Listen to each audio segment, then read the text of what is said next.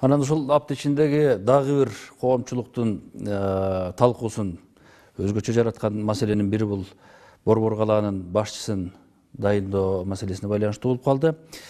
Буга чейин Бишкек мэринин милдетин аткаруучу деп Эрмек Нургазиев дайындалып, ал киши өзүнүн талапкерлигин ушул президент менен макулдашылган деген маселени маалымат каражаттары аркылуу жарыя кылган. Өзүңүз дагы бул Бишкек мэрин дайындоо маселесине байланышкан жагдайга социалдык түйүндөр аркылуу пикириңизди билдирбедиңизби? Ошол эле күнү бул киши кызматынан кетти. Анан эми бир катар эксперттер ушул маселенин тегерегин талкуулап, Бишкек шаарынын башчысын премьер-министр дайындашы керек эле. Президент буга кийлигишип жатат деген сын пикирлерин көп жазышты. Эмне үчүн мындай кырдаал түзүлдү деп ойлойсуз? Бүгүнкү күндө биздин мамлекетте кадрдык таңкыстык бар. Муну моюнга алышыбыз керек.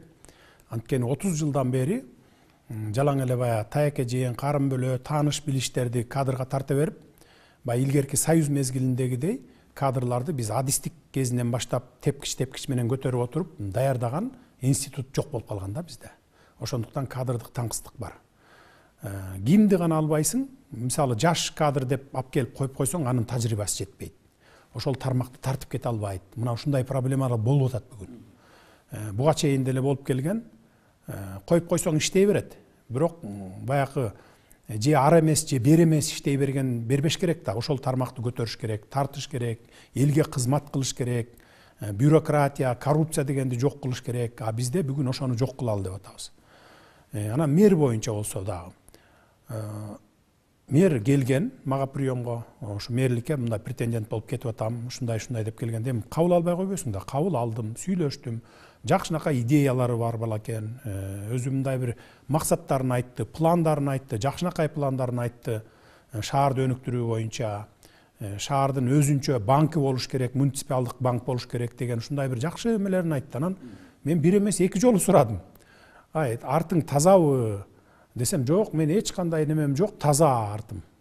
Деди. Анан мындай мурда мамлекеттик кызматтарда иштебеген экен, ушу шаар ичинде, ушу жалаң мындай курулуш тармактарында өзүнүн жеке менчик үйлөрүн салган, ушундай шаарды өнүктүрүүгө салымын кошкон бала экен. Анан эми ал айткан жок, мен бир адвокат аялды тоголото урдум эле, анан артымда ушу бир квартира талашым бар эле деп. Болгону ошол аялды бир урган экен. Анан квартира боюнча бир талаш маселеси бар экен. Мунун баарын кеч билдик. Ошол баягы мэр кылып койгондон кийин эле анан баякылар чыга баштады да. Чыга баштаганда эле анан мен өз оюмду интернетке жазып койдум. Эми аял кишини ошончолук урган адам эми бул мэр болуп барышы бул моралдык жактан да туура эмес депчи. Бул эми туура эмес. Репутациясы бузулган адамдар мамлекеттик кызматтарга барбаш керек деген эле ой пикиримди жаздым. Анан эртеси башка мэр барып туруп калды. Эми бул жерден мындан трагедия көрүштүн кереги жок. Анткени керек болсо кадрлар күн сайын эмес, саат сайын алмашыш керек. Эгер туура эмес келсе. Мисалы Грузия реформа жасаганда Грузияда жума сайын кадрлар, министрлер алмашылган. Керек болсо ошол Саакашвилинин жакын достору чогуу ошол революция жасашып келип отуруп, мына биз отурдук деген кадрлары камалып кеткен. Ондогон кадрларын камап түрмөгө отургузуп, жума сайын алмаштырып министрлерди анан реформа жасаган. Эми мамлекетте реформа жасайм десең, ошентип жасалыш керек да. Азыр биз эми кадрларды даярдап өстүрүп, жаш кадрларды, анан аларды министрлик должностка чейин баягы бийликке чейин, тактыга чейин жеткириш үчүн 5 жылдаган, 10 жылдаган убакыттар керек болот. Биз ага чейин жөн эле карап алакан жайып отурбашыбыз керек да. Ошо бүгүнкү бар колубузда бар кадрларыбызды алып барып ошол кызматтарга коюп, аларды иштетишибиз керек. Мен бардыгы менен айтып атам, мага тиешелүү тармактарды азыр өзүмдүн указым менен, буйругум менен жумушка коюп атпаймбы? А премьер-министр бүгүнкү күндө өзүнө тиешелүү министрликтерди, өзүнө тиешелүү баягы кызматтарды өзү даярдап атат. Анткени биз азыр эски конституция менен жашап атабыз. Жаңы конституцияга дагы 2 ай, 3 ай бар. Эгерде депутаттар колдоп берсе, апрелдин 11-inde биз азыр мен кече указга кол койдум. Жергиликтүү кеңештердин депутаттарын шайлайбыз. Ошону менен бирге эгерде колдоп берип, референдумга алып чыкса, 11-апрелде жаңы конституциянын долбоору кабыл алынат. Ошондон кийин гана биз жаңы конституция менен жашай баштайбыз. Биз азыр бүгүн эски конституция менен жашап атабыз. Бирок ошондо дагы өткөндө ошо министрлердин баарын кабыл алып сүйлөшүп, ошо маек курдук. Бирок ар бир министрге бардыгын айттым. Эми мындан ары силердин ишиңер эгерде мамлекет үчүн, эл үчүн кылып кете турган болсоңор, маңдайга жазса 5 жыл чогуу бирге иштешебиз. Эгерде жок коррупцияга аралашып, баягы эле бюрократияны деги мамлекет эмеде министрлигиңерде калтырып, өзүн билемдик кылып, уурулук кылсаңар, анда жарым жыл, 1 жылдан кийин түрмөгө кетесиңер. Эч кимиңерге айоо болбойт деген ушундай талапты коюп атабыз.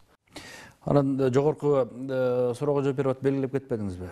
Кеңешчим Арзыбек Бурканов деп. Анан азыр ошол баягы кадрдык дайындоолор, кадрдык талаш тартыштар, талкуулардын алкагында белгилеп атышат. Арзыбек Бурканов кадр саясатына түздөн түз кийлигишкен, өтө катуу таасир эткен. Анан көп маселени ушинтип чечип койгон киши катары жүрөт деп белгилеп атат да. Жок, бул эми ушакчылардын эле сөзү. Арзыбек Бурканов бир дагы кадрды магап келип, муну коюп бериңиз же тигини коюп бериңиз деген жок. Мен кандай буйрук берсем, ошону гана аткарып жүрдү. Мен мурункулардай болуп, бир адамдын жетегине кетип калбаймын. Муну мен раз и навсегда бардыгын айтып коеюн. Муну мен иш жүзүндө дагы көргөзөм. Бирөө кадр алып келе турган болсо, мен улуттук коопсуздук кызматына же болбосо ички иштер министрине жөнөтөм. Могу кандай кадр деп. Анан аяктан деле кээ бирөө таза деп келет. Таза деп келгенди койсоң эле, баягы кошуна колоң, тааныш билиши тарабынан анан момундай баягы бир ушунун иши бар деп анан чыгып калып атпайбы интернеттерден. Чекесине жазып койгон эмес да. Ошон үчүн айтып атпаймынбы, жана жаш кадрларды, таза кадрларды өстүрүп чыккыча 5-10 жыл убакыт керек экен. Ага чейин бирок бүгүн колубузда бар кадрларды колдонушубуз керек. Алардын тажрыйбасын колдонушубуз керек мамлекетке. Эртең мен мисалы жаш кадрларды коюп коюп бир тармакка ушул тармакты тартып кетсин деп күтүп отурсам, мен күтүп отурсам боло берет. Бирок мамлекет эл күтпөйт экен да. Эртең 1 жыл, 2 жылдан кийин сурайт да. Кана 1 жыл болду, 2 жыл болду, эч өзгөрүү жок дейт да. Анан мен айта албайм да. Жаш кадрларды коюп койдум элем, ушулар жылдыра албай атат деп айта албайм да. Ошон үчүн колубузда бар эски кадрларды, мейли мурда булганган болсо дагы алып келип, мына могу жерге сени коеюн. Бирок эгерде баягы мурунку көнгөн адатыңа кирип кетсең, анда решеткага кетесиң. Жарым жыл, 1 жылдан кийин билинип калат. Бардыгы азыр Кыргызстанда жашыра албайсың эч нерсе. Мына ак үйдө, көк үйдө деле 1 сааттан кийин кайсы начальник отдел эмне менен шугулданып атат, кайсы баягы булакты өзүнүн чөнтөгүнө буруп коррупциялык схеманы түзүп атат, мага жетип калат 1 сааттан кийин. Эч нерсе жашырыш мүмкүн эмес бүгүн Кыргызстанда. Иштин ачык жүргөндүгү сиз айтып аткан маселелердин чечилишине жол салар. Анан дагы бир көңүл бөлө турган маселе бул баш мыйзамга байланыштуу жагдай. Конституциялык кеңешме өзүнүн ишин жыйынтыктады деп атабыз. Парламент демилгелеген ошол жаңы баш мыйзамды иштеп чыгуу аракети коомдук баягы сунуш пикирлерди эске алуу менен жүргөндүгүн белгилеп атышат. Жогорку кеңешке сунуш вариант катарында келип түштү жана коомдук талкуу башталды. Азыр мына биз байкап атабыз, маалымат каражаттарында абдан мындай ачык анан активдүү жүрүп атат өңдөнөт. Көбүнчөсү ушул мамлекеттик башкарууга таяган маселелерге басым жасагандар бар. Анан өзгөчө ушул президенттин укугу өтө эле кеңейтилди деген жагдайга көңүл бөлүп атышат. Сын көз караш көбүрөөк десек да болот. Конституцияны эми конституциялык кеңешме иштеп чыгып парламентке тапшырды. Бүгүн мага жеткен маалымат боюнча парламент карап атат. Эми баягы идеалдуу түрдө жасалды деп айткандан алысмын, анткени баягы кемчиликтер болбой койбойт. Ар кимдин көз карашы ар башка болот. Кемчиликтер бар деп айтып атышат, эми кемчиликтер болсо жогорку кеңештен оңдоп түздөп, анан элге референдумга алып чыкканга мүмкүнчүлүгү бар. Аны эч ким бая мурункудай жок, только ушул конституцияны кабыл аласың, могу жерин ушундай кыласың деп бая 10 жыл мурункудай таңуулап, элге таңуулап кабыл алдыруу бизде андай максат жок. Мына конституциялык кеңешме 3 ай иштеди, анан алып чыкты. 3 айдын ичинде бардыгы түз эфирден көргөзүлүп турду. Сунуштарды кабыл алды, кээ бирөөнү туура эмес жагын макул деп туруп алып салышты. Анан эми киргизди бүгүн. Анан эми сиз айтып атпайсызбы, президенттин полномочиясы аябай эбегейси зор болуп кетти деп. Бүгүнкү конституция менен президенттин полномочиясы эбегейси зор. Бирок көшөк артында туруп алып башкарып атат. Туурабы? Буга чейин 30 жыл бою президент көшөк артында туруп алып, премьердин, министрдин колу менен чок кармап келген. А биз ошондон чыгалы деп атабыз. Ачык чыгып, керт башың менен өз моюнуң менен жооп бер деп атабыз. Мына бүгүн ошол кадрлар туура эмес болуп калса, же болбосо ушул мына максат ажы боюнча элдин бардыгы эле претензиясын мага коюп атпайбы мисалы. Туурабы? А мурда болсо кимге коерун билчү эмес да. президент жооп берчү эмес, парламент жооп берчү эмес, премьер министр, өкмөт жооп берчү эмес, бири-бирине шылтачууда. Мына тиги кылып койду, анан мунун кемчилиги, тигинин кемчилиги деп, анан жыйынтыгында өкмөттү отставкага кетирип, анан мына өкмөт күнөөлүү экен деп баягы крайнийди таап эле айдап койчу да.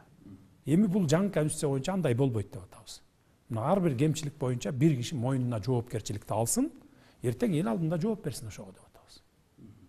Мына практически кылып атабыз да, мында теория жүзүндө баягы айтып коюп эле, бирок практика жүзүндө эч ким жооп бербей калчу да мурда. Эми биз практика жүзүндө ачыкка алып чыгалы деп атабыз да. Эми аны азыр депутаттар алып киргизсе, анан элге референдумга чыгарса, анан талкуулайт да, эл өзүнүн добушун берет, баасын берет.